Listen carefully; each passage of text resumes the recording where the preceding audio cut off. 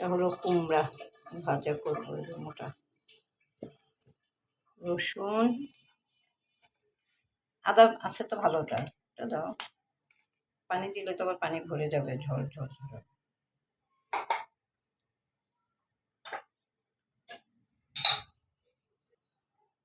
হলুদের গুঁড়া দিলাম, আর কি মরিচের গুঁড়া, যে লবণটা দাও। সবচেয়ে স্বাদের জিনিস হলো লবণ, আর একটু লাগবে মনে হয়। লবণ ছাড়া তো কোনো জিনিস কোনো স্বাদ হয় না, পরিমাণ মতো ঠিক না হলে। সরিষার তেল এখন এটাকে কি পদ্ধতিতে মাখানো হচ্ছে, আপনি হাত দিয়েও মাখাতে পারেন। এই যে এটা তেলে ভাজা হচ্ছে।